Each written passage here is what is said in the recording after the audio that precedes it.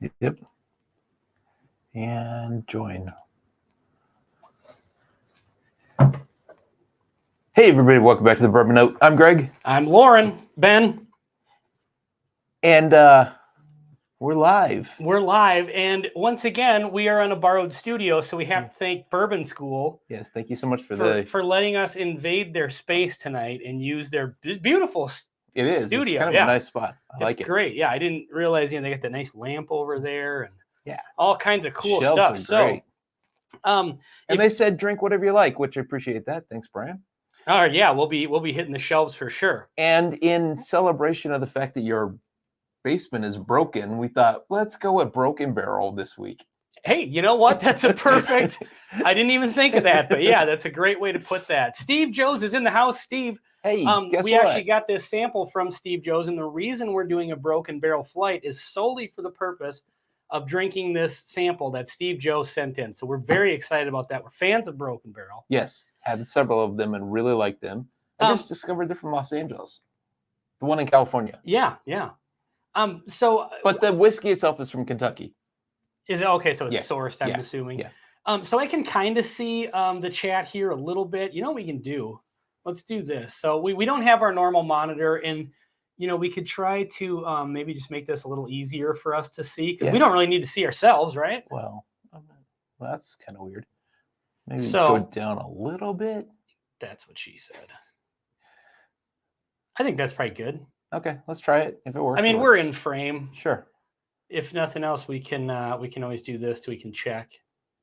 Go, bam! Look at that. We look great. Well, that works. I really think it's the studio that looks great and not so much us. So again, thank you very much, Brian and Lauren, for letting us use this. It's great. It's funny to look at on the monitor, and I know that maybe just the way the colors work with the color of the bar, it almost looks like it's black and white, but there's just color on the bar, just because it's all. It kind of does, yeah. So, all right. So, Brian says he made that lamp with his own hands. I made some bourbon lamps too. Peter White's here. Sugar Kitty's here. Sorry, I don't have the soundboard. So, for about the next 3 weeks is what I'm. Oh, is that what you're being told? Yeah. It's going to be the beginning of July before. I think it's June 29th. The waterproofing will get done. Wow. And then, And then it's going to probably take me a day or so to get that. I don't know what day of the week June 29th is. So it's impossible to say. Yeah, if only there was a device that would allow us to do that. That's right. So let's see. So weird seeing different people with that backdrop. Hey, Sparky2416. I think you might be new to our live stream chat. I don't recognize the name. So welcome. It's always good to have new people here. Although Baconator is here. Tennis Gator, yes. Wow. Sipping on Bardstown Rye Origins. Ooh, we've only had a couple of Bardstowns. Couple of. Laura's here. Baker Drinks. Welcome, Laura. Hello. Good to see you in the house. And Greg from the Bourbon Note is here. Look at that. Oh, wow. Hello, world. What are his trademark live stream? Well, it's my intro. It's hello. Sugar Kitty says, you mean no cat scratch fever? What's the world coming to? Cat scratch fever. Just did that live on the internet just for you, Sugar Kitty. All right. Nice. So for those of you just joining us, we're doing a Broken Barrel flight. We've done a Broken Barrel flight before, but that was a store pick flight. So this is the regular 95 proof offering. They're with their regular oak mash bill. And for anyone who's maybe not had Broken Barrel, what's special about them versus any other? Well, they show the mash bill on the bottle, but the oak bill is really what it is. It's kind of like Maker's private select sort of thing. They take some Broken Barrels, they take the staves, they chuck them in the barrel, age them a little longer. A little bit more finishing, but they don't only use bourbon barrels. They also do some like wine finished and rum finished. And so, for example, these two have the same oak bill, and it's 40% ex-bourbon barrels, 40% new French oak, and 20% sherry cask oak. That's what they call their standard. So a lot of their finished stuff uses that oak bill. But then they have some with like peach brandy casks, which we are going to get to that. Which sounds really weird, but it was awesome. They have rum casks. Again, really awesome, but kind of interesting, different. Yep. So this is the cask strength version of that. Right. And sorry, we didn't get these poured beforehand. It's been so hectic around here. It's been crazy. Yeah. Been running around just frazzled trying to deal with everything going on and also trying to get some content out. I did edit a video tonight, which I haven't even told you about yet. Yeah, you mentioned that you did something, but I don't know what it is yet. So we will be surprised together tomorrow. Much of this. That's all right. This will be enough for literally just barely a taste. I almost think we should go with that one first. That's a good idea. Since everything else is going to overwhelm it since it's so little. Mm-hmm. But then this brings us to the reason why we're doing this one tonight. Yes. Steve Joes went to the distillery out in Los Angeles. He's a Patreon supporter, so thank you, Steve. And he sent us this. It says Broken Barrel Los Angeles Distillery High Wheat Bourbon, 131.8 proof. Wow. So anytime you and I can get our hands on something high proof. Yeah, high proof of something that we already like. Right. That's always a treat. So Tennis Gator asked a question, never had Broken Barrel. So at least in Minnesota and a couple places I've traveled. They're fairly prevalent. Fairly, yeah. It's on the shelves quite a bit. Mid-priced. What do you think? The cast strength one was what, 50, 55? Oh, no, I think it was like 45. Yeah.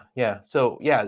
I remember I got it on sale, but I got it on sale from a liquor store that has exceptionally high prices. And $30, $28 for their 95 proof is kind of their normal.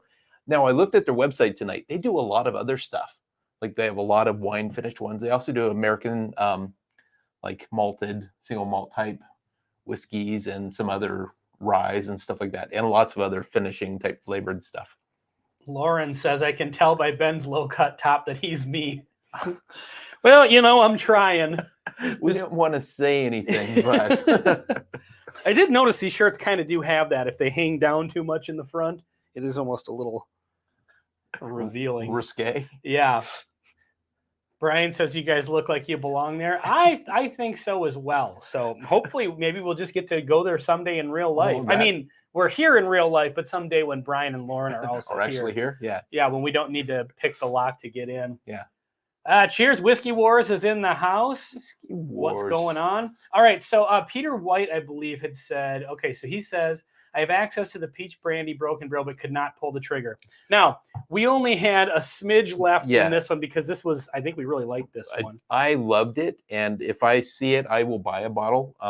So we have just the smallest, literally one, half a sip to try. So we're going to do this one first. But it's one of those special types of whiskeys that you're not always going to be in the mood for this. And it wears out its welcome pretty quick, like some of our jokes. But our jokes. Well, okay, so it's mostly you, but Sir Cut says that hand. Now, Sir Cuts, what hand are you referring to? That hand. Well, I think I might know what he means. Let's see. Where is What are you referring to? I don't know what. Oh, maybe not. When Brian sent me this picture, there's a handprint right down there at the bottom. But there's also a hand arm, right here. You see that? I think he was straightening out the thing before taking. I'm assuming that's what's going on there. So last week we did something interesting when we were out with Bobby's set. Do you want to just go flip just to let everyone see the behind the? Well, if we do that, it's not going to match, and we're going to be floating above Bobby's bar. And no, flip just to the green screen in the back, just so people can, because I don't know if everyone saw it last week. Oh, you mean just cancel out the background? For just a second, we're gonna let you see behind the magic. Okay, so here's the studio we're in. This is what it looks like from us, and then it's just a spare bedroom. So let's get back to the good background here. Exactly. Okay. All right, let's get into the whiskey. We're going to get into this peach brandy first. It is higher proof than the regular offering, but since we only get one small sip of this that we have left. Four Leaf is here. Stacy, what's up? Stacy. Lauren says that's a huge hand. It must be the producers. All right. Brian. All right, here we go. Peach brandy. Peach brandy cask.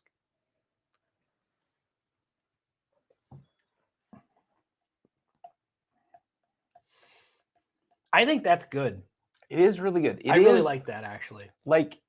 Occasional use and not every day.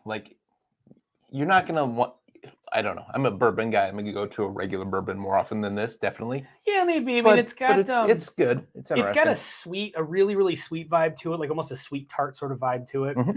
That was the peach brandy cask and French oak stave finished 115 proof bourbon. Yep. But I think I would buy a bottle of that too. I would too.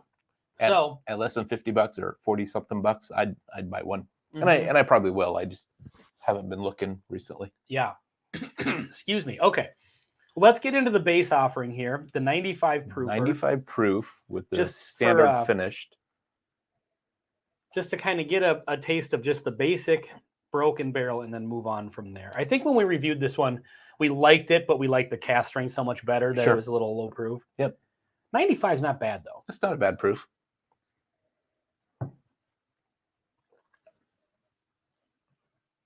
Yeah, it's good. I'm just looking for that bite to show up. I feel like this actually drinks less than 95. It's light 95. It is. I don't know. It may be on the finish. It's coming through. It builds. It's got good flavors, so But I think, I started with the cask strength, and so it's kind of hard to start with a cask strength that you need to get used to that, and then go to because I bought this one months later. And strangely enough, I'm getting really a vanilla forward, but it's a interesting vanilla. Like I like it, but it is. There's a bit of oak and chocolate too. Yeah, I don't know. It's a set of flavors that I'm not exactly used to, but it's not bad by any means. Sparky 2416 is in Alberta. The one in Canada? Mm-hmm. All right, we got to take this up a notch. All right. Because this is where I'm going to get to actually just sipping on stuff. Not enough for the blend. No. It just wasn't in the cards. Eric Ellis, I'm looking at Bourbon School setup, but it isn't Bourbon School setup. Is that weird? I mean, Brian's gone for the night. So they were very nice. We picked the lock. They offered, and by offered, they didn't say no. So that implies that the answer is yes, right? I mean, yeah, right. I mean, we didn't bring it up. We just said, going to try something new for the studio tonight. So we flew to Buffalo, New York. Buffalo to Buffalo. Yeah, that chocolate really comes out a lot more on the cask strength. Maybe a little like, this almost sounds weird, but like like a vanilla bean that almost has like a spicy vanilla, if that makes any sense. Do you know what I'm talking about? So that's funny because that's what I was thinking on this one, but the spice wasn't really coming through, but that's where I was going with that kind of vanilla forward note. Oh, Eric, haiku, it's a Wayne's. Okay, I gotcha. Wayne's World reference. Oh. Yeah, that's really nice on the nose. Let's get into it. Cheers.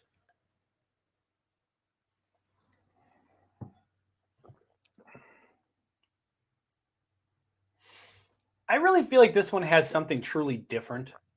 I don't know where they're sourcing this from. Does it say on here? I read it on the internet, but I don't remember now. World Wide Web. Produced and bottled by, batched and bottled by hand in Owensboro, Kentucky. Right. That's what it said on the internet too. Okay. Interesting. So this one has such an interesting flavor profile that I think is so different. It's got the decent grain that I like. It's got a nice chocolate, and it's definitely got an oak, as you would expect on something like this. Right. SW, have either of you tried Old Elk Cigar Cut? How do you think it stacks up against other finished whiskeys? Next Friday, I'm going to cigar tasting, or a cigar tasting, a whiskey tasting with cigar finished whiskeys. Yep. And so Old Elk will be on that, and there's like 5 of them. I think there's 6 of them, actually. There's a whole bunch of them. You could bring the Friday night at Fred's.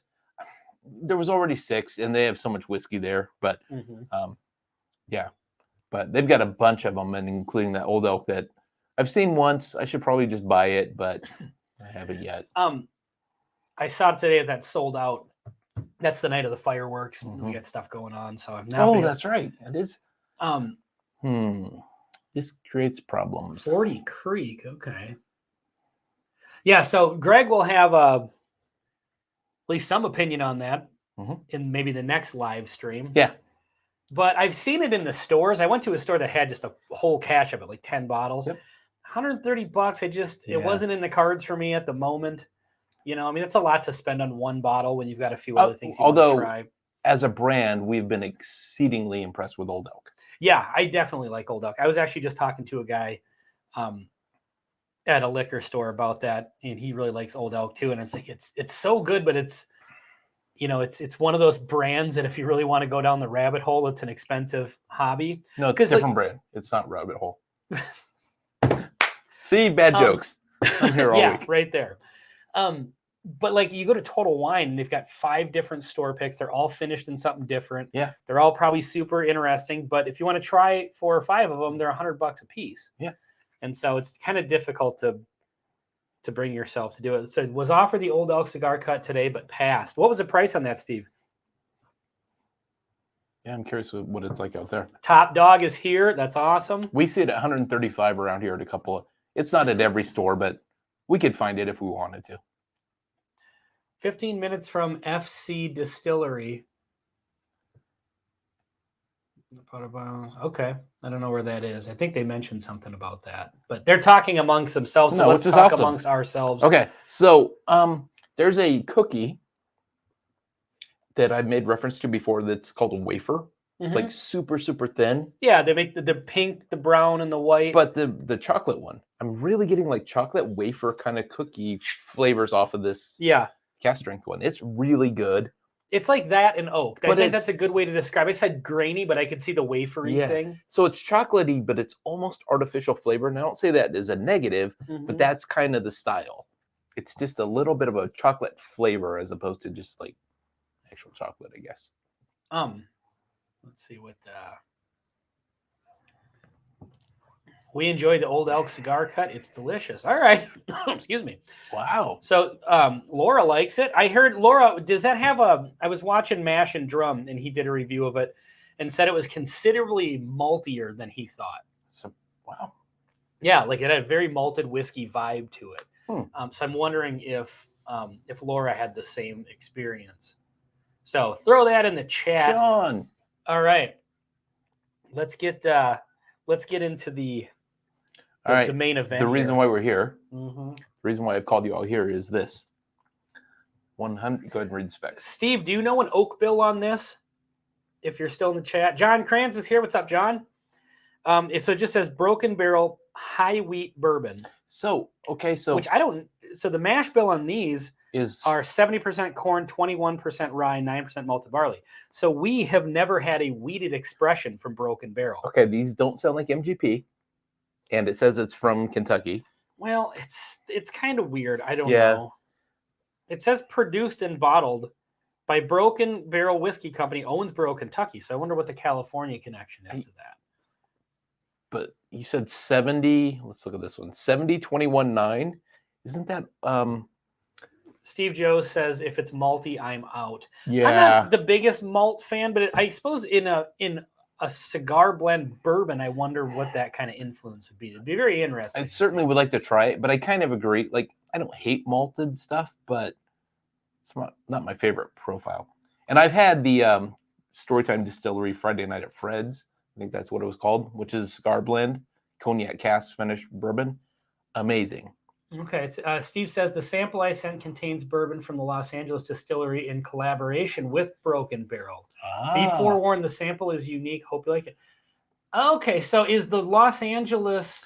So they're from Los Angeles, but... So they have a distillery in Los Angeles, but then they get some of their stuff from Kentucky? Yeah, but maybe they're also distilling their own juice, which sounds cool, and maybe that's where the wheat comes from. Yeah, Steve, if you can find the oak bill on that, let us know. That's awesome. But 131 proof, which tends. Oh, here we go. Oak bill is 80% Takagi cast, 20% single malt cast. Hatfield Barbecue, what's up? Troy and Lisa Toole, what's going on? Good to see you. What is Laura says it's not overly malty to her. Okay, so we've got conflicting. Well, people have different, taste profiles. Yeah. Well, you said that the Woodford historic barrel entry had a maltiness to it that I didn't pick up, but Laura also said the same thing. Oh, wow. So I'm interested to find out if you have the maltiness or not next weekend. Let's get into this. Ooh, that is different. Yeah, that's definitely unique. It's like the flavor is slow building. Like you get hit with just a real mellow and it grows and grows and grows.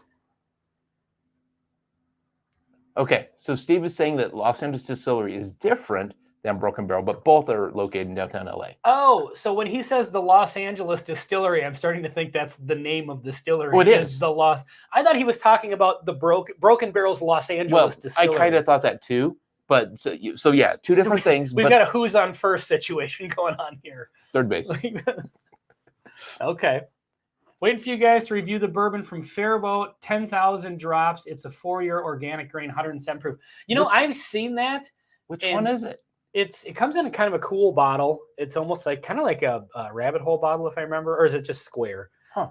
But it looks interesting. Hatfield Barbecue. Are you in Minnesota? I'm assuming if you're referencing some Fairboat action. So we did a St. Cloud. Is that where that one is from? That Minnesota 14, or it had a 14 in it? No, that's from Osakis. Osakis. Yeah. So let's get into. So what are you getting on the nose here? Because I'm having a very, very weird experience. Like I would guess sherry cask would be it's something in that grapey kind of wine finish a little bit, and I don't think that's there, but that's what I was trying to find out. Like there's some sort of a fruity note. Yeah, in the red fruit kind of category, not cherry. FYI, the mash bill is 51% corn, 49% wheat. Wow. And no, this one is coming across as a bit youthy. Well, not you. Okay, so I shouldn't say this doesn't come across necessarily as youthy, but some of those youthy grain notes. Mike, we've been waiting. Which Mike Myers, Aiden's here too. Aiden's here. But I think that could be the high wheat because I love the grain note in a wheated bourbon. Maybe if the wheat was wet. A little bit, but there's also, I don't mean this in a bad way, but remember the sugariness, the weird sweetness on that rum we had last week? Mm-hmm. There's almost like a sugary sweetness that reminds me a little bit of that, but not in a bad way. If only we could solve this. Let's taste it. Jill. Cheers. Hey, Jill. Cheers.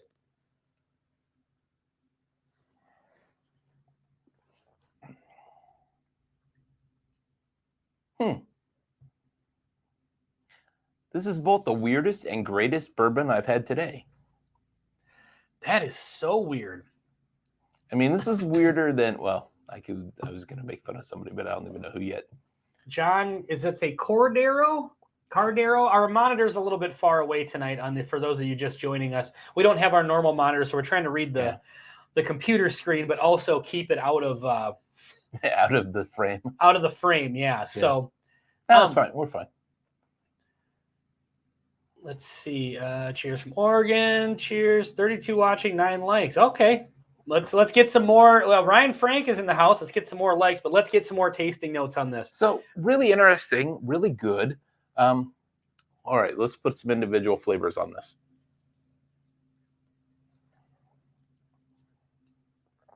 There is a grain note on this. Yes. That I'm loving.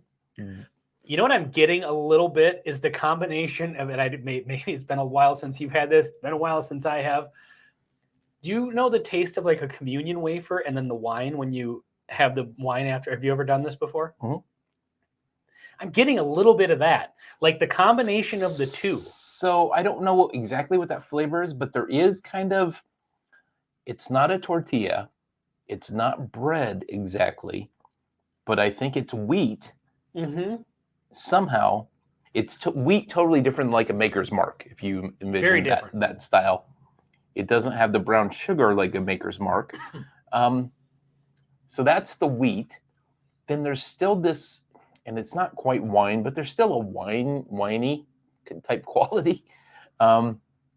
It's really good, and the proof really comes across. Like it's noticeably 130 proof. You have to be careful with it, but it's really nice.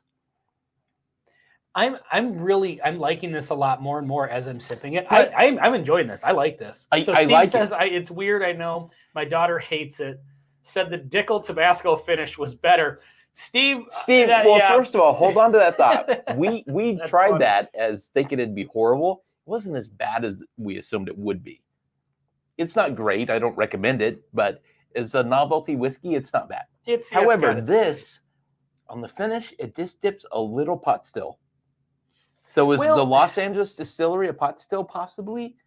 I can get that from this because it doesn't. Remember when I said there's a little bit youthiness to it? I associate those two are kind of the same. Yeah, And the grain on the initial, the weedy kind of initial flavor kind of leans to the youthy wet grass kind of note. Again, it's still really good and very interesting. I feel like it's kind of just teetering back and forth between that communion wine and wafer flavor, and then that, yeah, like there is a bit of pot still on there. But surprisingly enough, I think we should just kill this sample tonight because I would like more of this. I think if we're gonna do the old Benny Walker special, we probably should. Oh, the little things in there. So SW says, have you guys tried Journeyman Distillery's corsets, whips, and whiskey? That sounds interesting. I don't even know what Journeyman is. Such a phenomenal. I've never even heard of that before. Yeah. Where are they from? Let's see. Ryan Frank. Are you guys Aiden, are you serious? On a green screen, or you have a badass garage you could use? Well, you know, the garage sometimes is a little bit... let's just say Ben's life is in turmoil, and yeah. So, and the garage works to film at, but it's not great for me tasting new whiskeys because I don't taste whiskey so great outside, so I don't like to do new stuff outside. if you do wish to the channel, and it's been probably 2 years since we did that video. The other thing is there is currently somebody mowing outside, so inevitably, if we start a live stream in the garage, someone's going to fire up their mower. Yeah, there's just no getting around it. So one of our early science videos was, and this is totally a Ben thing, does whiskey taste different outdoors? And I contest it. He says it does. Mm-hmm. And so whenever he drinks whiskey in the garage, he drinks cheap stuff because he says he loses the nuance. So yeah, I do definitely lose some nuance. We need to hurry up because I'm interested in what Aiden is cooking. He said rum banana bread. Yeah. That's a fall thing, right? That's not really a spring, summer food. You guys should try making bourbon banana bread sometime. Game changer. Easy way to get rid of those regret purchases. Hey, we were actually just talking about making a video. That is going to be one of our next videos, is what to do, because I have a dozen bottles that are... Well, I will task you. I'm not really a banana bread fan. Yeah, I tolerate it, but I need more than one recipe. My wife makes beer bread. I wonder if bourbon bread could be a thing. I think it's a thing. OG Brick is in the house. What's going on? I wonder if, let's see, I'm headed to Costco Friday morning. Hope to find something good. Hatfield, I missed where you said you're from. It sounds like you're in Minnesota here. I didn't even know there was an LA distillery until my visit to Broken Barrel. Wow. Interesting. If they still, oh yeah, for sure. See, Journeyman is in Michigan. Okay. Huh. Is he serious about what? Did you ask if he was serious? They're out of Three Oaks, Michigan, I believe, and the corsets, whips, and whiskey sounds really interesting. Absolutely great. Okay, I've never heard of that. I wonder if we can order that off a website or something. That's awesome. All right, so these are a little hard to keep up with because all is cooked off in the song. That's for sure. Okay, Faribault. Okay, so Hatfield Barbecue is in Faribault. Okay, I know some people that are from that area. Hatfield, are you like a restaurant? Is there a Hatfield Barbecue? Or it sounds like a food truck. To be honest, really, that'd be interesting. Well, it would be awesome if it is a food truck. See, now I'm losing that youthiness and that pot still. It's more prevalent on the nose than it is the palate. Mm-hmm.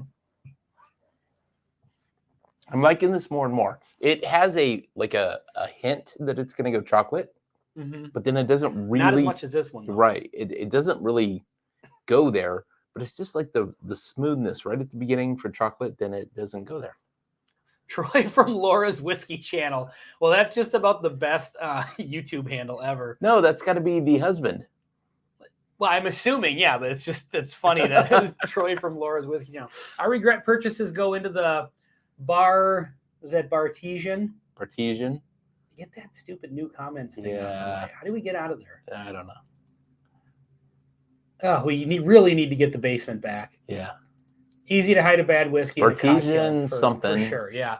I would be happy to send you a sample of the corsets, whips, and whiskey. Hey, we'd love that. That's amazing. Just a backyard barbecue warrior. All right. Major is in the house. What's up, Major? Major. Good to see you. Laura says he keeps changing his name. All right. Is it time for the old blenderoo? Yeah. Okay. So in short on this one, like you said, you're wondering if that Los Angeles distillery maybe has some pot still, or maybe it's just a youthy whiskey. I feel like that there is a craft whiskey note to it that I don't get off the regular Broken Barrel. Yep. And so I'm wondering if I think it's a good whiskey and I like it, It's a good whiskey. Well, it's better than good. I think it's great, but it's a bourbon nerd whiskey, and it's 131 proof. If it were 110 proof, I don't know if I would like it so much. I have to be honest. There's something like there's a nice sting, and I am really getting those red wine vibes on the finish. Right. Totally. All right, so I need to get this one down a little bit further.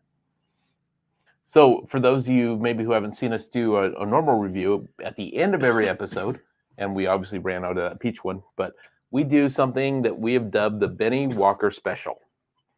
And we blend, and the ratio is always 50, 50, 50. Sometimes 50, 50, 50, 50. Well, it depends on if it's 3 or 4 or 5 or whatever. And we often joke about, what are the odds that people have these exact bottles and they've done a blend like this? And often we think the answer is never, because we'll do a single malt with a wine finished bourbon and so on. I like it. So Hatfield says, going to have a pour neat. Should I go Woodford Double Oak, Wild Turkey 101, or Russell's 10? You can't go wrong with any of those. Yeah, Are totally. you new to drinking whiskey neat? The Woodford Double Oak is in a completely different category. Yeah. The Wild Turkey and the Russells, same distillery, same profile, just a proof difference and an age difference. Probably Wild Turkey 101 some barrel selection difference is a really good starting point, just because it's available everywhere. It's not expensive. Russell's 10's at 90. Yeah. Double Oak is 90.4. So if you're new to sipping neat, I mean, I think you could do any of those. Yeah, I think but so. if you're new to it, I would maybe go the Russells or the Woodford. It could be. But don't expect other bourbons to taste like Wild Turkey. No, Woodford Double Oak. Oh, that yeah, one's definitely Wild different. Turkey really has almost like a cherry, because there's so much wood influence. It almost takes. Ryan Frank says, hands down, you guys are the second best YouTube channel on the planet. Hey, that's better than third. Just kidding. You're my actual favorite. Well, thanks, brother. Thanks. I appreciate that. Checks in the mail.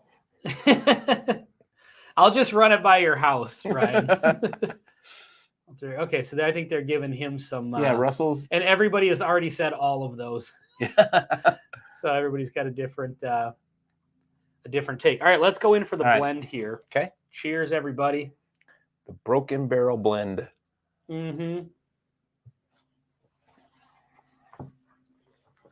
So did anybody watch our time capsule bourbon video? I mean, it seemed like a lot of people watched it. It seems like. Yeah, a decent amount of views.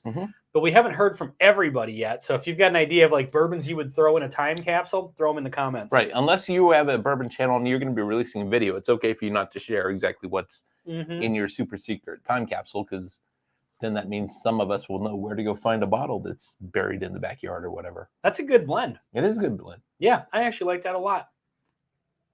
Oh, so do you want to know what I did for tomorrow's video? Excuse me, since we didn't have anything filmed. Oh, we can surprise the viewers. What did we do? We can tell all 30 of them. Okay. John J. Bowman single barrel, hands down. Wow, I've seen it several times. Never pulled the trigger. I don't know. It's probably not. I don't think they sell the John J. here. They sell the Isaac Bowman here, Isaac. and then Bowman Brothers. You're right. But I keep hearing about John J. that it's great, and of course, it's not sold here. Yeah. So I released I at least edited, and we can do something else if you want. But I edited together kind of a bourbon hunting video. But I took some of this stuff is on Patreon, but I didn't release the full Patreon videos, just clips of 2022 through 2023, any bourbon hunting I did while vacationing. And so I've got some stuff from Alaska, Yukon Territory, Washington, Mexico, Bahamas, California. So I took just all those little clips, and some of this was from before I started filming this stuff, so some pictures. Sure. But I just put on there, some of the filming of that, and I don't know. We haven't released a Someone said, "Oh, Bourbon School. We look forward to seeing your time capsule." Yes, if you got to the end, we did. We didn't name channels because I'm going to make a post at some point on Instagram and tag a bunch of people. Love the time capsule. I might do one too. Yes, you should. Absolutely. Totally, Jill. Yeah. That's what we were saying at the end. We're just like, anybody who's got a channel. You get a video. You get a video. You get a video. And it felt like appropriate. I like it. This is really good. I wonder if, again, I went to Broken Barrel's website for the first time today, and I noticed they have a lot of stuff, a lot of different finishes. I wonder if they have like a wheated whiskey profile more than just this one. Because the little bit of wheat kind of works well with the regular bourbon mash bill, I think. interesting there was only one mash bill. Because if it's a blend of two different whiskeys from two different distilleries. Remember, we were kind of saying maybe that's a craft distillery that they blended with theirs, but it only has one mash bill. So I wonder if it was a collaboration. Yeah, exactly. I think. In which case, maybe then that wouldn't be a craft whiskey note that was mixed with a. You never know. Daniel Steven, glad I found you guys through Bourbon School. Love all the local bourbon channels. Well, that's awesome. Thank you very much. And that's one thing that we always talk about, the community. We always try to, lift each other's channels up. Yeah, that's why we promote all of these other channels. Like in the chat here, we've got like 5 or 6 or more. Yep, and then they do the same thing back for us, and they watch us, we really watch great. them, and so everybody go subscribe to everyone in the chat. And the cool thing is, we're all sending each other like samples. So while we have to buy a fair amount of whiskey, and we're going to buy whiskey anyway, we're also sending whiskey to everyone so that other people can try some of this cool stuff and absolutely see what they think. So Steve Joe says, no channel, but my time capsule includes Old Carter American Whiskey Batch, Wild Turkey 12, and Jack Daniel's Single Barrel Proof Store Pick. So is that the Old Carter that you sent us? Because I actually do have the sample right here. 138.1. Did you say batch 3? American Whiskey Batch. American Whiskey Batch 3, 12 years, 138.1 proof. That's almost a hazmat. Do you think we should maybe get into one of these? At the end of a live stream? That's not quite the end. I mean, we've got 20 minutes left to go for our usual amount of time. Sparky2416. I found you guys through Baker Drinks. Look at that. See, that's awesome. And she's in the chat as well. Okay, so this is batch 4 is the one he would keep in the time capsule. This is batch 3. I've never had an Old Carter before. Neither have I. So is this mash bill 1 from Buffalo Trace? No, that's Old Charter. Old Carter is a totally different thing. Okay, like see, that's why, and I always like associate it with, okay. So, Steve, we actually have all of your samples right here handy. I think we could. I know we've already kind of done a flight of one particular style, but we could get into one more sample because there's enough in here that we could do a small sample of each and then still have it to try or review later. That sounds good to me. So, Steve, we're going to let you choose since you sent these: the Yellowstone, the Old Carter, or the Nulu. We've never had any of these before. The Yellowstone is Cypress Craft. I maybe had a Nulu at the local whiskey club, but I don't remember it. I think we had a pour of one of the but that was 2 years ago or a year and a half ago or whatever, last summer. So, Steve, whatever you put in here, save the Old Carter. I think batch 3 is also very special. Okay, so we're going to save the Old Carter. Okay. And we're going to get into either the Yellowstone or the Nulu. And we are drinking water in between these so we can appreciate them as much as possible. Yeah. Old Carter is good. $250 good, though? Not to me. Yeah, Old Carter is very expensive. Oh, wow.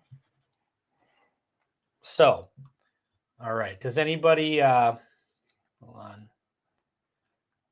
Bourbon School is voting for Yellowstone. Steve, do you agree? What are you guys' thoughts on Stellum? Thumbs up. Stellum, 3 thumbs up. Yeah, we both like just the regular Stellum, but then they've got the store picks too. Mm-hmm. And we've only actually had one store pick, I suppose, but really good. Stellum is a really good. We believe it's sourced MGP, which is a good starting point, and then a good store pick out of that. Another vote for Yellowstone. Great. Third vote for Yellowstone. Steve, unless you're going to veto this, we're going to have to go Yellowstone. Yeah. So I bought a bottle of Yellowstone that said 2015 limited release or limited edition, like 105 proof, 107 proof, 105, I think. Yeah. And it was really, really good. Yeah, we did a review of that one. That one seemed like a new Stellum. Sorry, guys. Okay, so Tennis Gator does not like Stellum. Interesting. Do you like other MGP stuff? Just curious. Or is it a Stellum specific thing? Or you don't like Barrel because their stuff is overpriced? Let's see. Sure, what the heck? It's also unique. I'm interested to hear what you think. Okay, so we are going to go Yellowstone. Okay. Bourbon School says we went to Limestone Branch a few weeks ago. That's right. A few weeks back, and we're terribly underwhelmed. I'd be interested in your opinion. Limestone Branch. I believe that's, was this a review that I missed? Viking Bourbon's here. What's up? All right, let's get into this Yellowstone. Okay. By popular demand. So I think Limestone Branch is the distillery for this. They distill their own juice. What's the proof point on this one? 109. 109. Cypress Craft Pick. So I'm assuming that's a store or a restaurant. Okay. Hey, Steven's here. Tipsy Whiskey Shenanigans. Tipsy. Enough of your shenanigans. So any mods that could drop some links to all these awesome channels that are in the chat, that would be great. I still have no idea. Whiskey Wars has been in here. Tipsy Whiskey Shenanigans. Baker Drinks. Bourbon School. Mediocre Whiskey Review. Bourbon School Lauren. She doesn't have her own channel. She's part of the school. She sits where I'm sitting. Like usually she's here. So I'm in her spot. You're in Brian's spot since we broke into the house and took over the studio tonight. You should have seen what's in the pantry. All right, so this is a store pick, so we can probably just kill this. You think so? Instead of doing a standalone review. Okay. I'll do a little. Ooh. You got... Do you need more? I'm good. Okay. All right, let's get into this. Okay, Aiden. And Minor Case, which I've never even heard of. Later, Tim Smith. Okay. Huh. A second.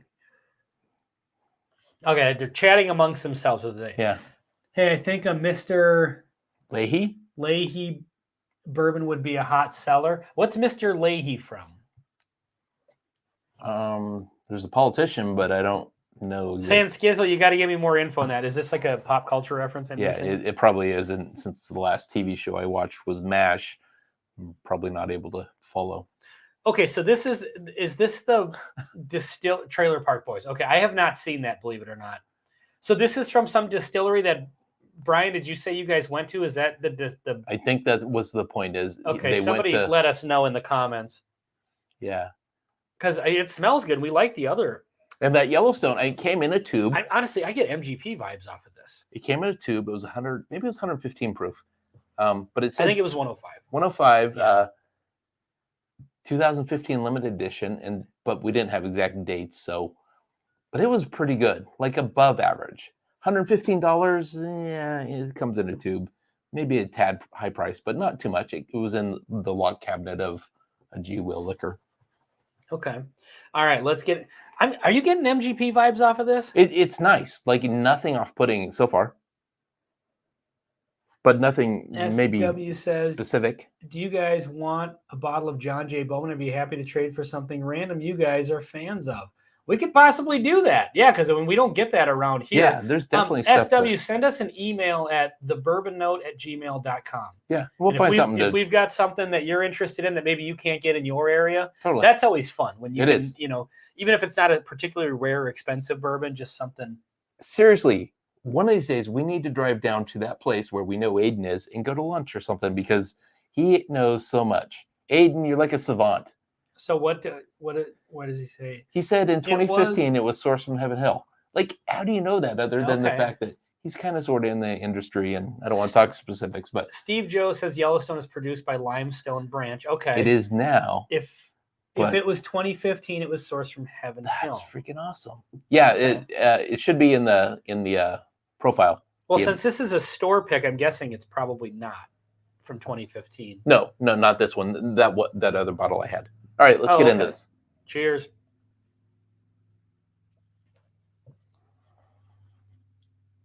Oh, I like this a ton. It like hits with a really nice set of flavors, and it just builds. And it's a little bit toffee, definitely brown sugary. It is a little granular with the sugar. Yeah. Like a little bit like sugar granules kind of bouncing around. The proof is hidden, like 109 proof. That's a surprise. Yeah, that drink's a little... I'm getting like a nice heat, but not an alcohol heat, like a literal heat, like almost a, not cinnamon flavor, but the kind of heat you would get off of like Red Hots. Sure. But not necessarily the flavor, if that makes any sense. Let's see. Okay, the chat's going by pretty fast. If we miss some chats here, it's because we're zoomed up on the screen here. And so it makes it a little harder to see them all. Steven says, I got to get you some of my whiskey, or Well, the company I work for now. Okay. Steven's working for a whiskey company. I know one of the companies he works for, and they don't make whiskey, so I'm curious to know the story there. This sample was picked in 2022. Okay. Huh. That's awesome. I'm liking this a lot. Like, it does remind me a bit of... Slammered! It does remind me a little bit of MGP. That style. It's not so much on the palate, though. Not on the nose, I'm getting a bit MGP, but I guess it's really nice and mellow, even though it is 109 proof. It's easy drinking. It has a really nice sweetness that kind of like just rides. It's a good mouthfeel. Yeah. This I like a lot. I like this plenty. Don't have an idea what the price is. It could be kind of expensive. I don't think this is particularly far out of, like, it's not a weird... It's unique in a sense, but not unique in a weird way. Like, it's got its own kind of vibe, but it's within the... If the array of just kind of regular bourbon and all it encompasses as far as, like, standard profiles without getting wild was a bowling lane and the bumpers were up, this is within the bumpers. It's in there somewhere, whereas something like this that we had earlier is well outside the bumpers. Fair enough. I'm almost getting a little bit of, like, citrus notes. Again, not totally into the citric acid. Right. But just hinting at a little bit of orange kind of note on the tongue. But again, it doesn't go too far down that lane. But Schlammered says, Ben, I love what you've done with your bar. Well, actually, we flew out to Buffalo, New York. What he did with his bar is destroyed it. So now we're borrowing other channels' backdrops. I mean, it wasn't exactly me that destroyed it. It was Mother Nature. Yeah. If we're honest. But. So, yeah, Brian and Lauren were kind enough to let us use their setup tonight. If anybody else has a bar that they wouldn't mind lending to us, because mine's not going to be ready until July, just send us a picture of it with this sort of view to thebourbonnote@gmail.com. We could we'll use it. Happily use your bar setup. That'd be awesome. We just like insert ourselves in other people's bars. Okay, I was gonna say that was the worst place to put a pause. Like, we're just gonna insert ourselves in other people's bars. Steve says this particular sample was picked in 2022 and barreled in 2018. Okay, so it's a 4-year. I like it a lot. I like it too. I think it's really good. So, Bad Axe Bourbon is in the house. What's up, Bobby? What's up? Bobby, if you're not subscribed to Bad Axe Bourbon, he's knocking on the door of 2,000 subscribers. I was just watching his channel today. Yeah. So anybody in the chat here who is not subscribed to Bad Axe Bourbon, go subscribe to him and let's get him up to that 2,000 mark. That would be awesome. Because he's just about there. And speaking of which, we're just about there too. It would be nice. So as well. if you're watching this live stream and you're not subscribed, it would be please consider doing so. Yep. So yeah, Bobby, you're gonna be hitting that 2,000. I think it's probably within the week or two. Wow, I'm guessing. That's amazing. So, Bobby, I liked your bourbon hunting video at the and to help you out every day, Bobby, I do unsubscribe then resubscribe just to help you out. I have to say. I don't know if it works like that or not. Bobby, do you have your 4,000 hours yet? Bowling a turkey, wild turkey. Yeah, I totally agree. Bobby said he's preferential to last week's bar. Awesome. Well, maybe we'll be there again next week. It just depends on if anybody else sends another, who's talking about Four Roses? I don't think we have Four Roses, although I'm having another pour of this, I think. Need bar, will travel. Schlammered. Ryan Frank is on his way to Bad Axe Bourbon to go subscribe. That's awesome. Thanks, brother. Thank you for doing that. Head over to Bobby's channel and subscribe. Do it. That's right. Bobby is a hero and a whiskey guy. Do it. Yes, absolutely. Greg, you're the one. I don't know why Greg's the one. I'm the one who told everyone to go subscribe. Wait. Well, you did, but I'm the one that said that I unsubscribe and resubscribe every day. Right. Yeah. I haven't been doing that. I'm sorry, Bobby. I'll start doing that tomorrow. Such a good idea. Just emailed you all so we can connect. Awesome, Steven. That's Steven. That is awesome. So here's the plan also of what I'm thinking. Peter White needs a wrench. Unfortunately, we're not logged in as YouTube, so I don't think we can give them out right now. Once we get back to our normal setup, we'll try to get more wrenches out. Yeah, because the screen is so far away, so it's hard enough to read the I've got the screen zoomed into the chat, so we can't even see the screen that Ourselves, we're on. which is nice, but yeah, unfortunately, so if we had a guest right now, we wouldn't be able to see them. Let's see. If you go to Limestone Branch, hopefully you can do tasting with Steve Font. One of the brand ambassadors. He was like the bourbon tasting with Doc Holliday. Oh, that's amazing. Interesting. Yeah, that's good. I like that Yellowstone. I like that Yellowstone a lot. So, Brian, what was underwhelming about it to you guys? Was it? Well, I mean, they probably didn't have that exact one, but maybe the distillery itself wasn't the greatest for receiving visitors. We do know that Brian was recently traveling in the Kentucky and went to a couple places. He shared that. Getting there, but still just under 4K hours. Who knew that would be the hard part? All right. So, Bobby, so I guess everyone in the chat tonight, you can't watch or do live streams not count for that? Because you've had 1 million hours of live stream. Thing. I think that they don't. I think they don't, or maybe they used to not. Because then somebody could just go put a live stream on and just let it go. I bet you there's something. Have you ever seen Bobby's live stream? That's no, I mean like. I'm kidding. I mean, somebody could just set up the camera and just let it live stream for 24 hours without even doing anything. So, Bobby, I'm willing to bet that YouTube probably has, because Bobby's got like 3-hour-long live. He's like the Joe Rogan of the whiskey tube community with the length of the videos. Tipsy Whiskey says they count differently. Okay, so Bobby, there's your problem. Too many live streams and too many shorts. So now you have to do a 3-hour review. And then convince all of us to watch the whole thing. Didn't we just send Bobby some samples? Yes. Okay, so Bobby, do a 3-hour review of each sample sent to you. And well, we can't do a live. Although no. No, I mean a 3-hour recorded review. Take your time. Yep. Like something that would have to be 2 VHS tapes if it was back on VHS. You have to get up in the middle of it and change it. The Laserdisc, flip it over, which I never even owned a Laserdisc. Always wanted them. I didn't have a laser disc in like the late mid 90s.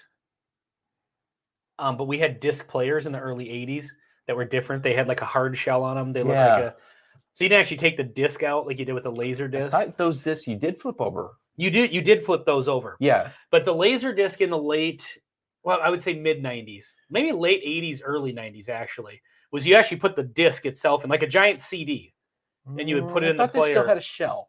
Or at least the ones I'm referring to, they did have a those were like the early 80s ones. Mm-hmm. Yeah. We used to go to the store and rent the disc player and then rent the thing. Yep. YouTube hates me, that's all. See, I think they count on the replay. I had a similar issue. Okay. That's awesome. It used to be 500 subs, then it went to 1,000. I hate that stupid new comments button. Yeah, it gets in the way. So we're trying to keep up with these. I have 2 channels. One only 30, but because of overall channel views, I can go live. I think you can go live. We're talking about monetization. Yeah, exactly. Like I think it's only 100 or a few hundred in order to go live. Let's see. My samples are and have been worth every penny on my Patreon membership. By the way, thank you, gentlemen. Well, thank you, Ryan. Glad to hear it. We appreciate it. I ran into your wife at the bar a couple weeks ago. I was actually hanging out with your niece, which don't let that sound weird. She's a year older than me. So, yeah, good stuff. All right, so I'm going to have a little bit more of this, and then let's talk about what the heck we're doing for the next few weeks, because it kind of sucks to review whiskey outside for me, because it really does kind of change it. Mm-hmm. And I've said before, when it could be a fake and pointless review, and while we may be pointless on this channel, we are not fake. So, what I want to get back to is Whiskey Trivia Night in America. But I think we really need our bar for that. We do, yeah. And so that's the thing. I think we need to line up some guests right now and get maybe the first couple of live streams when we get back to the bar. There we go. Can be Whiskey Trivia Night in America. Yeah, those were a lot of fun. Yep. So if you have a channel, expect to get a lot of pressure to pick your time slot so that you can participate in Whiskey Trivia Night in America. Yeah, because those are so much fun. Yeah. I'm in Say Less. Wait a minute. What is that? Did I miss something? Tipsy Whiskey. I don't know. Yeah, I don't know. Was he trying to say Phoenix and it auto-corrected to Say Less? Your background says otherwise.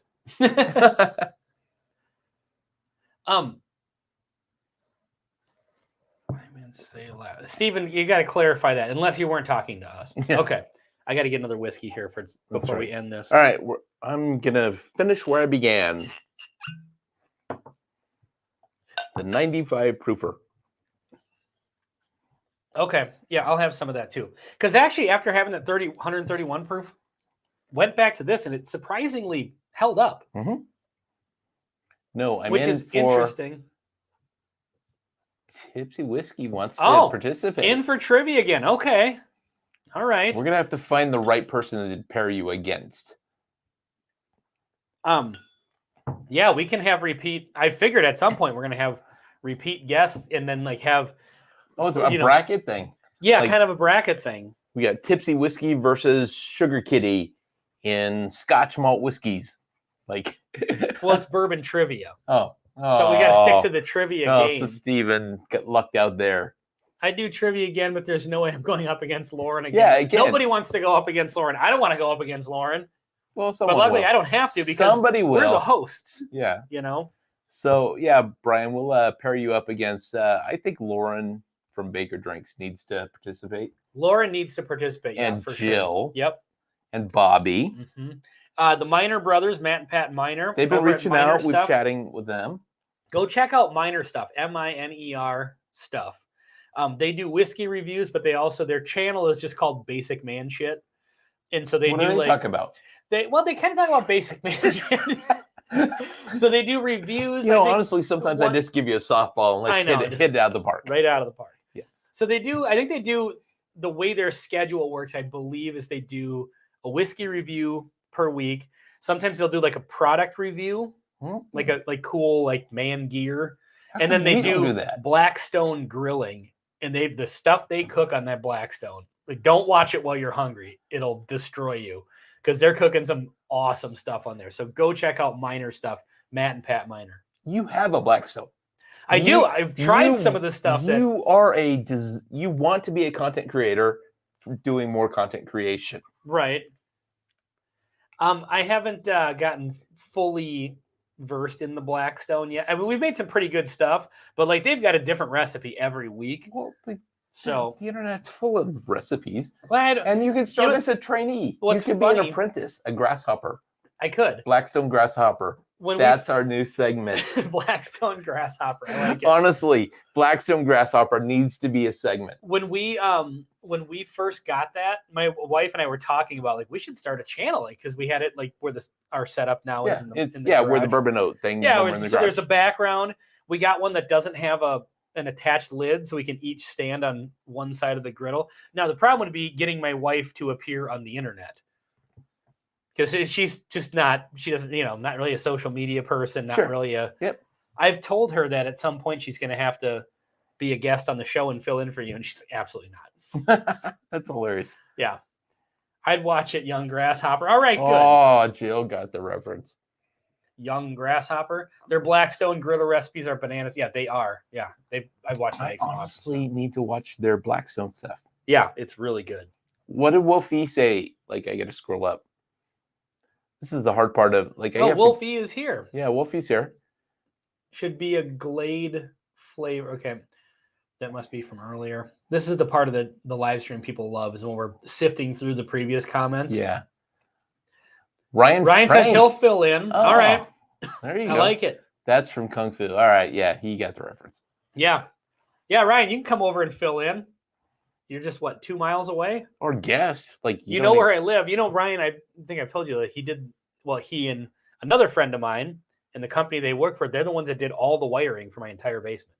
Like all the electrical work. Yeah. So all the lights, all the everything in the bar, the stuff. Yeah, that was all Ryan Frank. Well, you're going to have to come back over and put it back in because it all got tore out. David Carradine, fun fact. Oh, that's another Kung Fu reference. He did. That's right. I remember when we weren't allowed to say Kung Fu. What?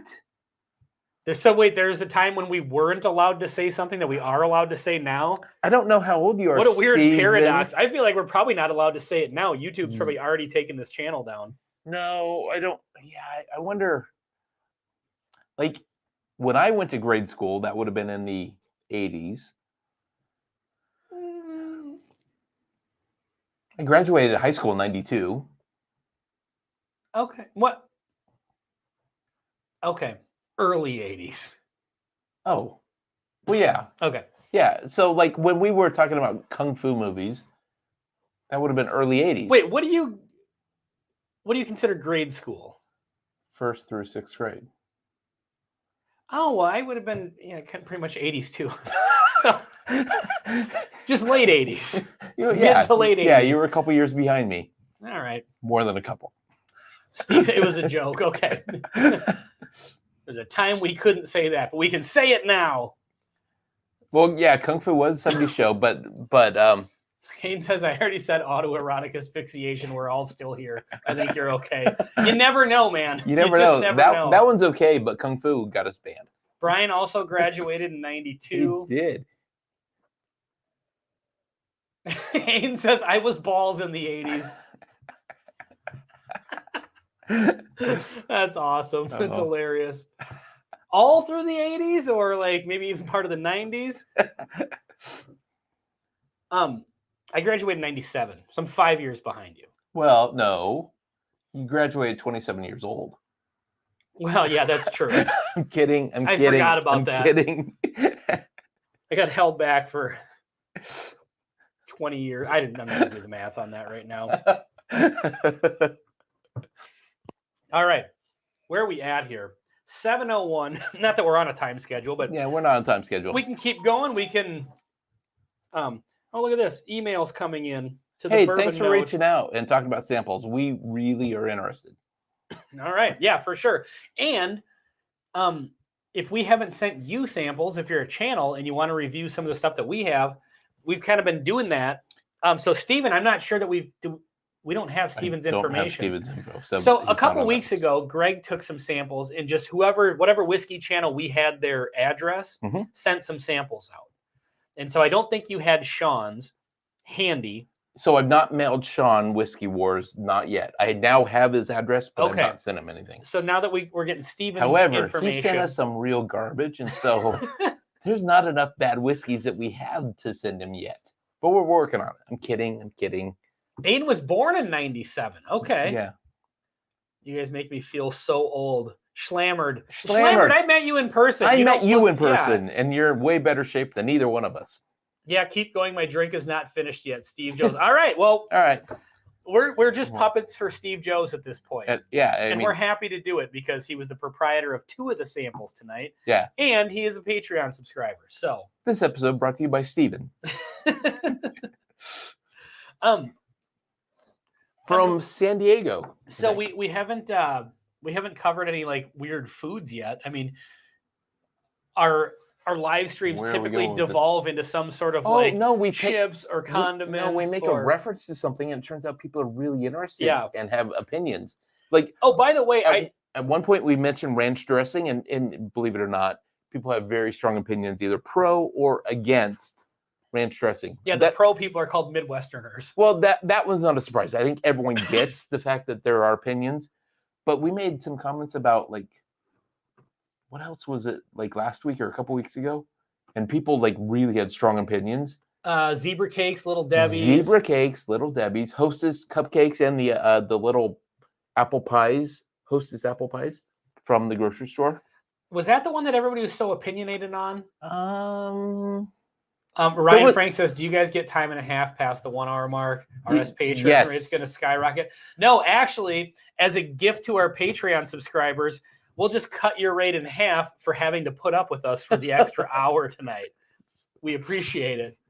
Born in 71 and feel like 45. Well, hey, you're only as old as you feel. So yeah, which puts me in my mid 60s. Yeah, last night was rough. You need ranch dressing with buffalo wings. I could not agree more. Nutty Buddies are objectively the best ones. You know what? They're pretty damn good. I haven't fired up a Nutty Buddy in forever, and I usually don't like the snack cakes and those sort of things. I usually don't. They're just not something I usually buy. I usually never just think to. But the Nutty Buddies are a bad mother. Shut your mouth. Can I explain something to you? Yeah, it seems like you really need to. I do. I have to be careful though. I don't need to overshare. My wife travels a lot for work. Okay. And then typically it's for the weekend. And then she comes back. She coaches volleyball. So she's about to leave for a full week, 8 days. So I always have to plan ahead. More than a full week. Well, anybody who's keeping track. Shredward's in the house. What up, Shred? So I have to plan to go to the store and buy groceries. Okay. And I can't go crazy with junk food. Is this going to be a thing where you hope she's not watching this because you're going to go buy a bunch of crap she doesn't let you keep in the house? Well, exactly. Nice. And I think Nutty Buddies it's been 3 years maybe, but I think I may buy you a box of Nutty Buddies. Mm-hmm. Laura says Nutty Buddy ice cream bars are. I've never had it. I didn't even know that was a thing. I didn't even know you could put those words in a sentence. Is that really, honestly, Laura? Is that a thing? I think I did say this in the previous Little Debbie / snack Little cakes. Debbie, yeah. I am pretty much ride or die Swiss cake rolls. I thought you were zebra cakes. No, I was saying that the zebra cakes is a tasting note that I've been trying to figure out. And then somebody said zebra cakes that night. I was like, that's the tasting note. Well, because the nose note that I'm getting on a lot of bourbons that I like. There's something a pastry it reminds me of. I don't know if you can call those pastries. Well, a couple weeks ago, I went to the store and I actually bought zebra cakes for it. We had a guest over, and it was kind of a joke, but it turned out everyone loved them, and so they ate zebra cakes. And then I made a reference to the zebra cakes the next day on a bourbon review. Sure. And you're like, bing. Yeah, and it just so I don't know if you told me you were going to do this or not, but I watched. So Laura did an unboxing. Yes, that was actually a really good video. Yeah, by the way. She did an unboxing, and I didn't realize that. And that I saw some other unboxings too. You are the walrus, sir. Cuckoo. You sent butter rum lifesavers with as well, because that was another thing that happened in a live stream. That's true. Was it a live stream that you busted those out? Yeah, it was. I think it was. I think it was.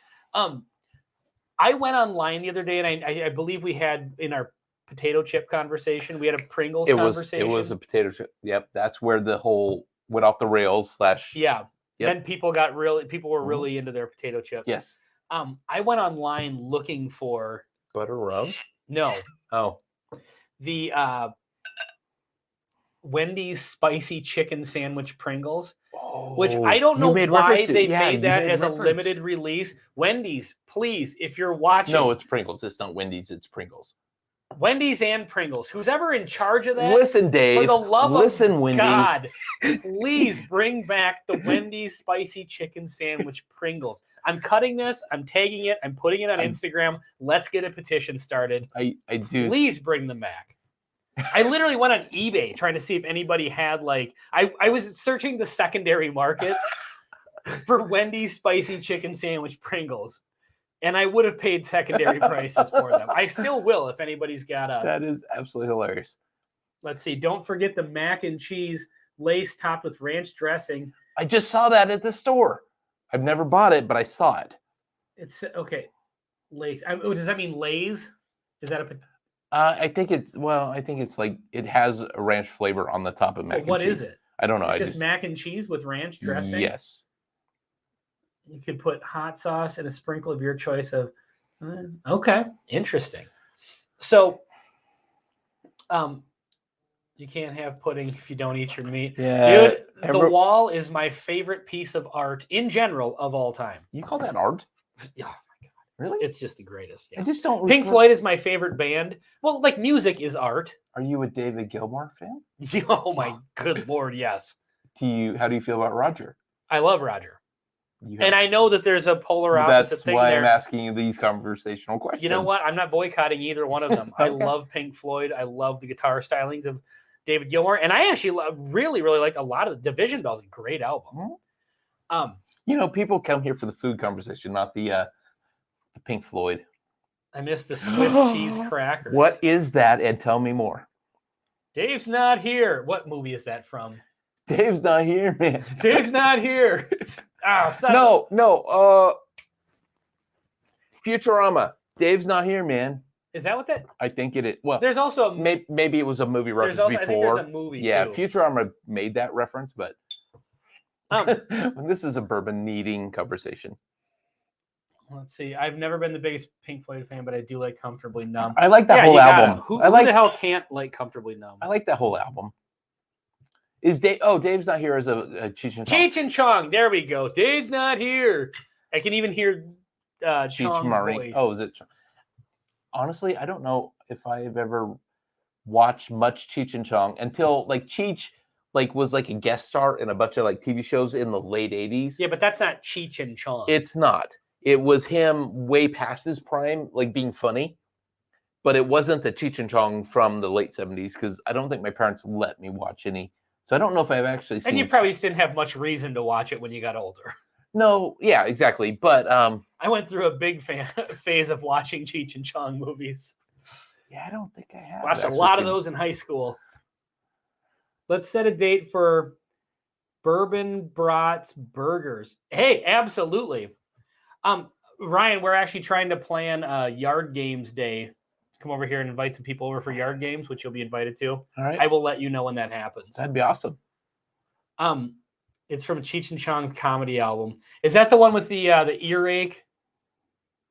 Don't ask me. Where the kid doesn't want to go to school. I love it. So anyway, yeah, Wendy's, please. Pringles, please, for the love of God, bring back the chips. All right. So, along that vein, I know that we need to finish, but we don't have to. I mean, I'm not going anywhere. I think at this point, let's just go ahead and acknowledge the fact that late in our live streams, we're going to turn into junk food conversation. Okay. That's where we're going to connect with our audience because everybody's going to have an opinion. So, a couple of days ago, I went with my wife to the local Target, which is literally like 1,000 feet away. I could start a problem. I just thought of something. I could start a problem. Well, tell your story, and then I'll kick the hornet's nest. So we went to the chip aisle, right, and got a couple of bags of chips, just because that's what we do. Sure. And I noticed the Pringles. I totally ignored them. We didn't get any. There are now several new brands of, let's call them Pringle wannabes, meaning they come in a can. Yeah, I've noticed that. Lay's and they're from doing Doritos. That. Yeah, Doritos. Yeah. So you may want to double check the chip aisle because there could be in case Doritos has a Wendy's spicy chicken sandwich. Whoever, yeah, anybody's willing to sign a contract with. I don't know. You gotta have the texture of the Pringle, though. You know, it's just the right thinness. It's just the right. Yeah, you don't want a texture. Dorito with that flavor. Like, yeah, I really, again, I did a review of the barbecue Pringles and bourbon. Great pairing. There are still 21 people watching this for some reason. Okay, so I'm going to top off just a tad more of this because this is going to take a second here. I thought you were going to go to the old Carter. You're originally from California. No, that's not true. Or not originally, but you kind of grew up your youth time. From Weehigh to Weehigh. I know we've got some California viewers in the house. Hi, we've got some West Coast viewers in the house. Oh, finally. Oh, look who it is. 99 Perspectives.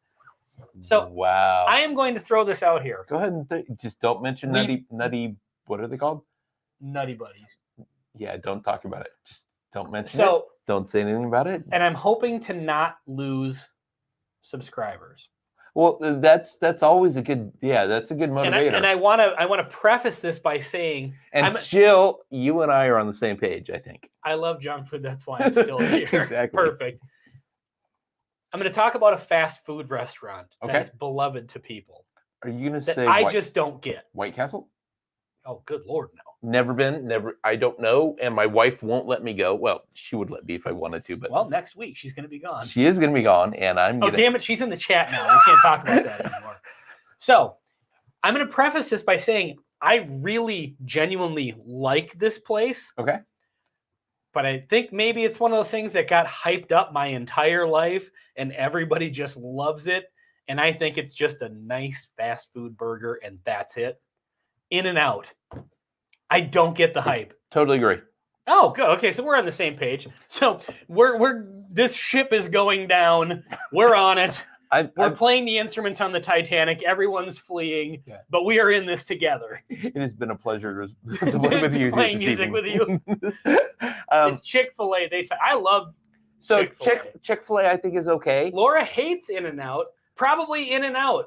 Aiden, did you call that before I said that? He may have, yeah. Shake Shack demolishes In-N-Out.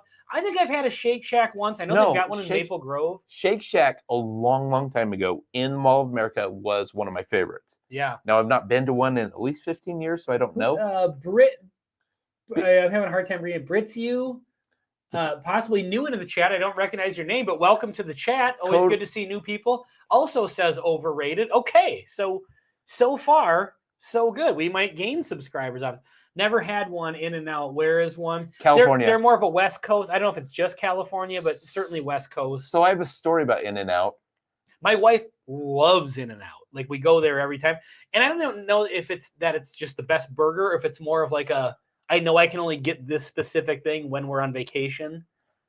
So I'm going to very briefly and very politely skip over some of the parts of this conversation just because it's... Rocket Rods, sorry to interrupt. Rocket Rods 321. You have to know the secret menu for Yeah. Okay, since I said that, we've got a couple people in the chat that we've never seen in the chat before that I feel like are viewers, but they're like, nope, I got to comment on this now. I'm not letting this slide. Yep, it's on now. Schlammert's dropping the gloves. In-N-Out is a good burger at a great price. I definitely think it's a good burger. I don't. For sure. I don't. Really? So here's I don't dislike here's a it, story, and I'm gonna skip over some details because you'll see why. Greg at the bourbonnotes.com. Hate mail. So my parents lived in California. I moved to California to drop off my stuff the week before I went in the military. Okay.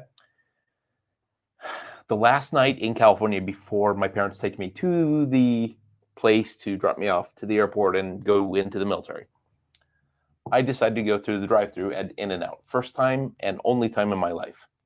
Went through the drive-thru, got a normal In-N-Out burger, fries, and I thought it was meh. Are they the ones that do like the double? I don't know if that makes any sense. They do all kinds of stuff. I didn't know anything about it. Here's the deal. I got food poisoning. The next day, arriving at basic training with food poisoning was a miserable experience. Okay, so I will say this, in In-N-Out's defense, while you may be able to blame that particular In-N-Out for that, I think it's fair. I don't think you can blame In-N-Out as a brand or judge that on their taste. That's fair. We have lost a couple of viewers on this, I feel. But I will say that I've been reluctant to visit their establishment ever again because of this. Now, Whataburger is the one I don't get. It's just, okay, I've never had Whataburger. Never had before. one? Don't know. I've always wanted to because I've seen them when I'm on vacation and just it hasn't panned out. So I've had In-N-Out a couple of times. Again, I'd like it. It's a perfectly good fast food burger. I don't get what, because people talk about this. It's like a religion. People love it. In-N-Out. Okay, so Bobby's in California. In-N-Out. Yep, got to know the secret menu. Best of the fast food burgers around here. The lines are way too crazy.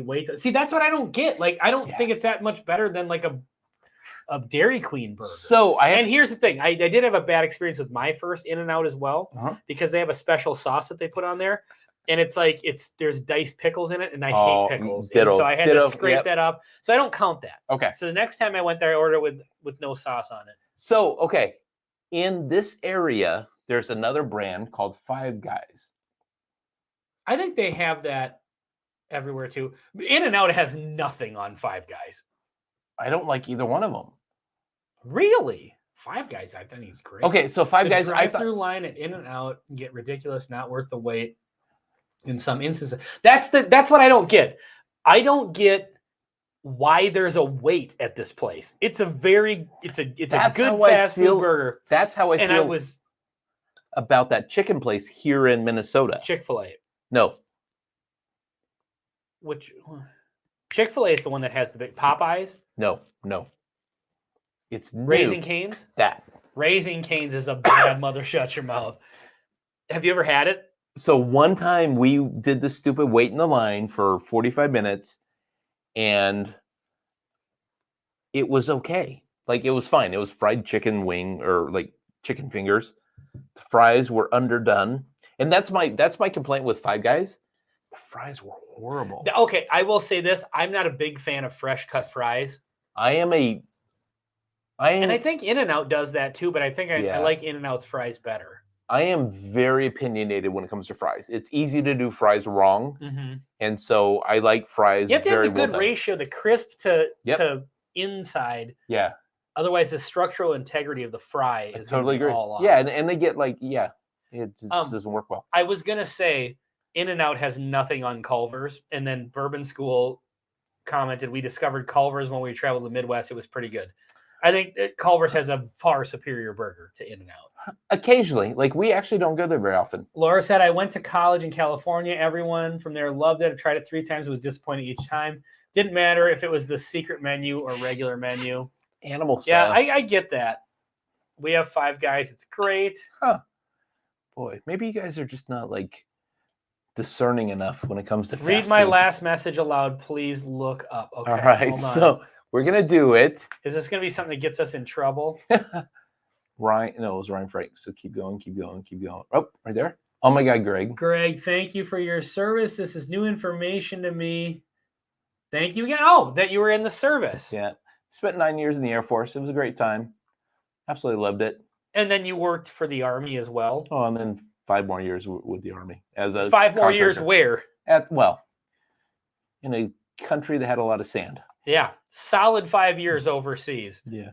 5 Guys is good and loads up on the fries, but can get pricey. Yeah, I just don't like those fries. There was a YouTuber who said they knew people weren't from California if they posed in front of In-N-Out. Is Greg a fry snob? If Greg is, then I am too, for sure. I definitely. Okay, I'm just gonna be totally honest. A few years ago, like 2 years ago, we bought an air fryer, and we do tater tots in the air fryer, and they're better than any French fry that you can buy in any store. And you bought what was this? An air fryer. Oh yeah.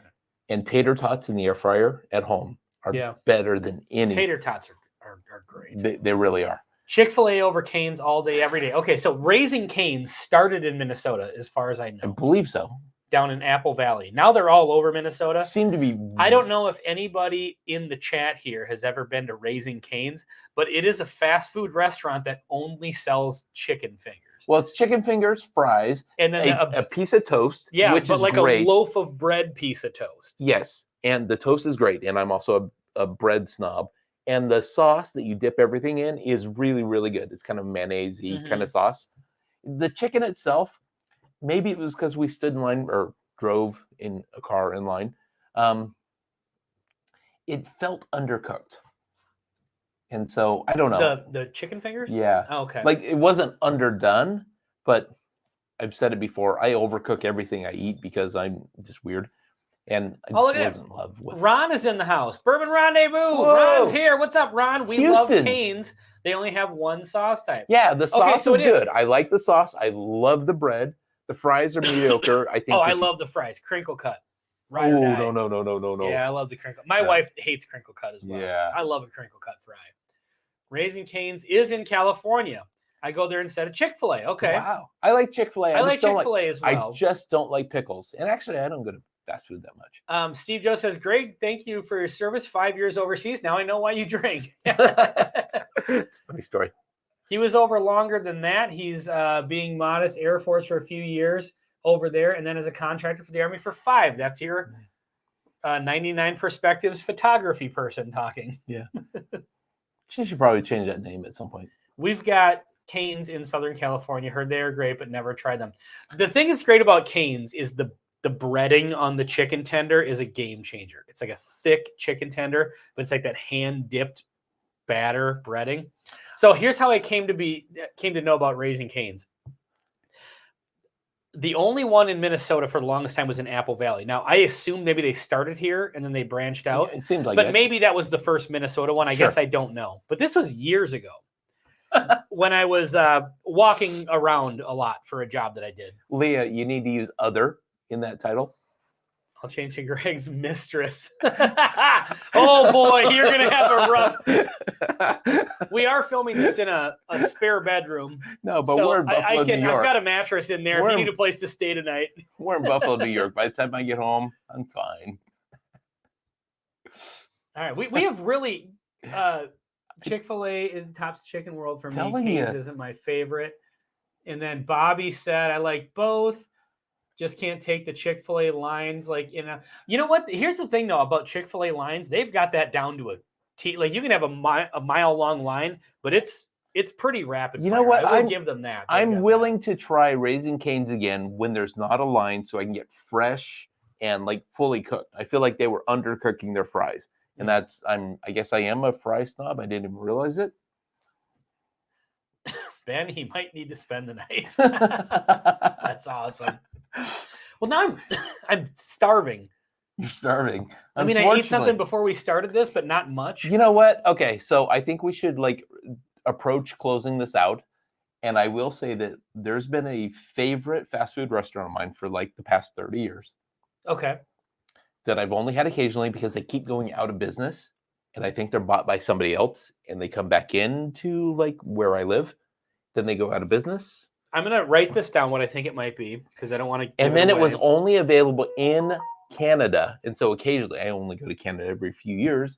I would visit this place and they're great. Wait, was it always here and then it was gone for a while? Or did it show up like 10 years ago and for a brief period and then leave? In Minnesota? Yeah. I think it's only been here, let's say 5 years. In Buffalo, Minnesota. Buffalo, Minnesota. Oh, it's in town here? Yeah. Okay, well, how many? There's only a handful of fast food restaurants here. Yeah.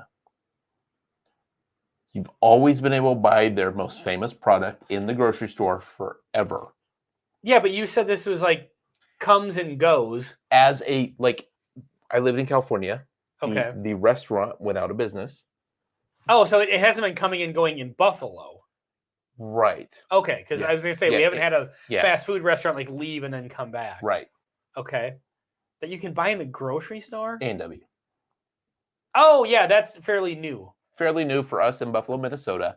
What can you buy besides the root beer in the grocery store? Can you buy food? No, A&W just food? A&W. Oh, okay. I thought you were talking about like Yeah. how White Castle sells the things in the grocery store. I've always been Oh, Aiden said A&W. Look at that. and Bourbon School. I have always been a fan of A&W as a restaurant for their burgers. I was going to guess Tim Hortons when he said Canada. Yeah, but I don't think they have Tim Hortons in the U.S. Steve Joe's until maybe just recently. They did, and it didn't really pan out. Right. I don't think it lasted. Maybe in Buffalo, New York, they may have because that's closer. Steve Joe says now you need to do a fast food bourbon pairing show. I think maybe we need to go out and get like 3 burgers from 3. We'll get like an A&W one. We need someone to drive because first of all, I'm hungry. We'll bring them back to the bar here. We'll have the samples all set up. No, like right now. Like honestly, that's not a bad idea. Leah, have the vehicle out in the driveway. Greg and I are we're going to continue this live stream. We're bringing the camera with us. Yeah, we're going to go hit multiple drive-throughs. The vehicle is now known as Bourbon Note 1. And we're not splitting the burgers. We're going to each eat oh, absolutely. 3 full burgers. That's right. Okay, so let's get caught up on the chat here. McDonald's fries. You can't beat McDonald's fries. I'm sorry, you just can't. I agree. McDonald's fries are good. And even McDonald's burgers are I love good. McDonald's. I know it's kind of known as like the fast food. I love McDonald's. I think it's good. It's very consistent.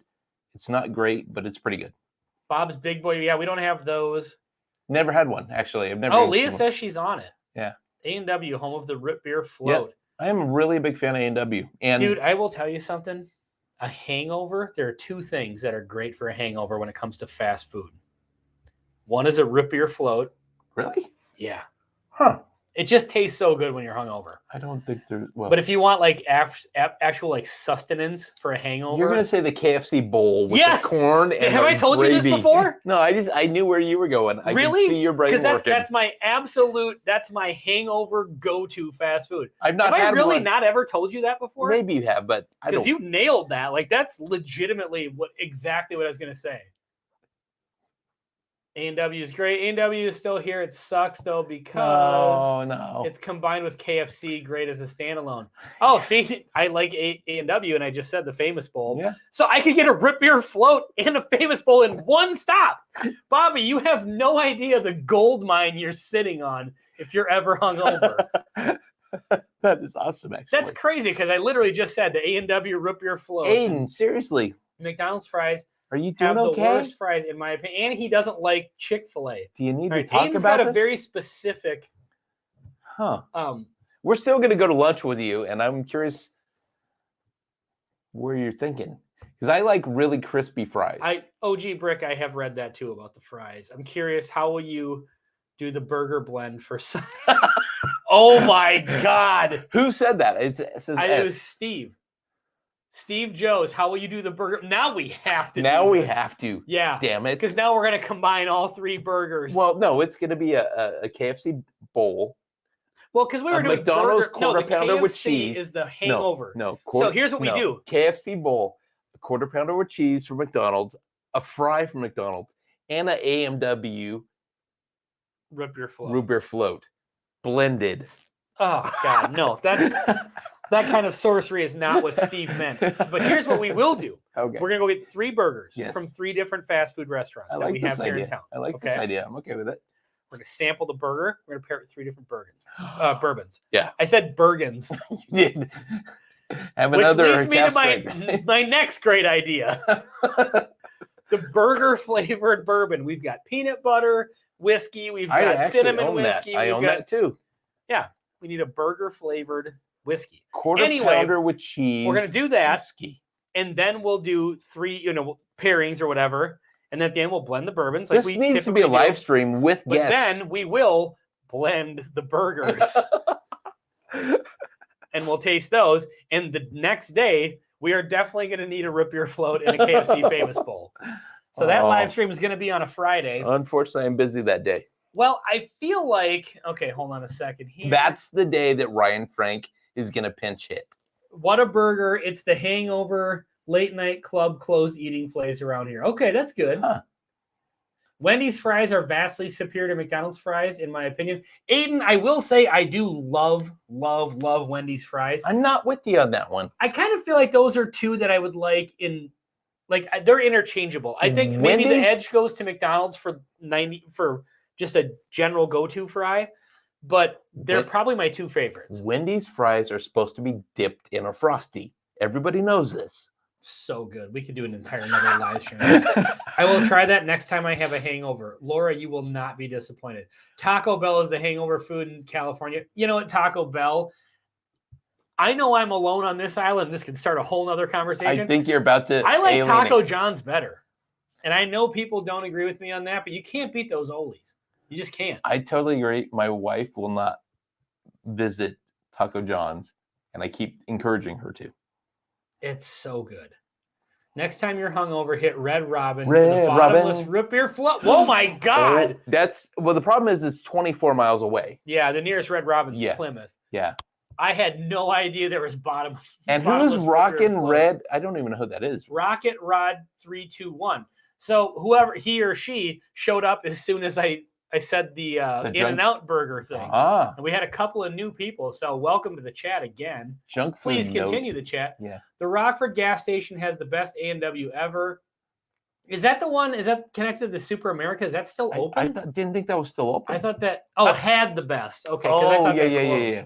I get a double cheeseburger with mayo, but new someone's you get the triple with mayo. And they used to have grease in the burgers. That sounds wonderful. We already discussed mayo versus no mayo. Yeah. So who has the best onion ring? That is such a great question. I can't answer that on fast food, but I can answer this on, because I don't really like thick onion rings. I don't like onions. I like the batter. I tend to agree with you. I'm starting to tolerate more cooked onions. Okay. I don't like raw onions. But but it's still the super thick, like I don't even know what restaurants serve the super thick onion rings. Yeah, that's too much for me. My wife loves onion rings. And so does Leah. There's a place in Ipswich, is it Ipswich? Well, we got to get this figured out. No, Essex. It's called Woodman's of Essex. Are you sure? Yes, Essex. Because I don't want to go to the wrong place. It's called Woodman's of Essex. It's on the way to Ipswich from Salem. Everybody knows this. And it's the home of the fried clam, which is something near and dear to my heart because I love fried clams. But they deep fry everything in pure lard. Well, that's amazing. And then they cook lobsters in big tanks in the front. It's amazing. This bottle wasn't empty when we started this live stream. It was pretty close. Brian says you went too far. I'm not sure which one. So did we ever answer the best onion rings? So I know that. Oh, God, we're so far behind this. So Leah really likes Burger King simply because, and Leah, I'm making reference to somebody I know. because she really likes onion rings. But they're not real onion rings. I think it's like chopped up onion in batter. They're good, Okay. but they're. I don't mind like the shoestring ones, like Yeah, the yeah. onion. I What do they think that's- call it? Yeah. Yeah. Let's see. We have a chain here called Mighty Taco that destroys any taco joint. I'm jealous of that. Seriously? The problem with Taco John's is the whole reason to go is the potato always. I would agree with you. I mean, you just, but You know it's what? worth it. So I went. Burgerville has the best onion rings. We don't have Burgerville. Don't know what that is. I went to a Taco John's a couple months ago, and I got potato olays, of course. Okay. But I also got a couple of like burrito things. They were really good. They were comparable to Taco Bell. It was in that same category. But the potato olays are so great, it really pushed the entire meal over the top.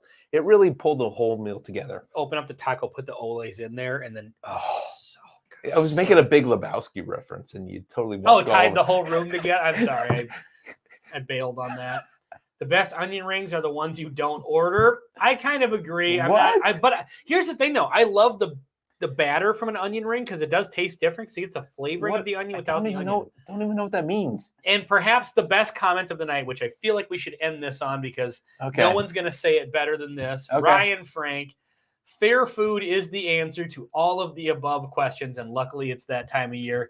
Could not agree more. It's Buffalo Days starting next weekend. Well, that's food trucks. Ending next week, but it's also fair food. It's also when you get the mini donuts and you get all kinds of stuff. And yeah, fair food it's just the greatest. Well, in Minnesota, maybe other places have other like times of the year and so on.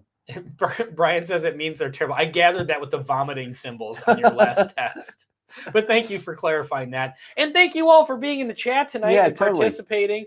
I wonder if there's anybody besides the handful of people that are commenting. Obviously, this whole junk food. 14. Okay, so we did lose about half our audience. But I think people, we've gone for an hour and a half. It's okay. Yeah, for sure. But obviously. Well, for you ride or die folks that stuck around, this was great. Cheers, guys. Thank you.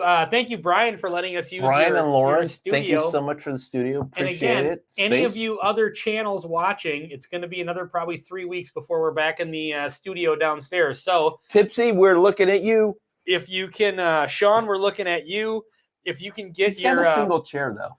Like, are you going to sit on my lap or how? Well, I contacted Brian and said, because I was trying to find one where we could just steal it and surprise them. Yeah. But then I couldn't find one. So I contacted him. I said, hey, can you send us a picture of your setup? Yeah. Just like it is, but take the chairs and the mics out.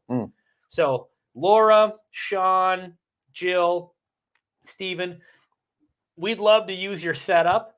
So if you want to send us a picture to thebourbonnote@gmail.com. That would be awesome. Again, we're going to need guest accommodations for the next 3 weeks to do these live streams. Yeah, so exactly. All right. Well, this has been a lot of fun.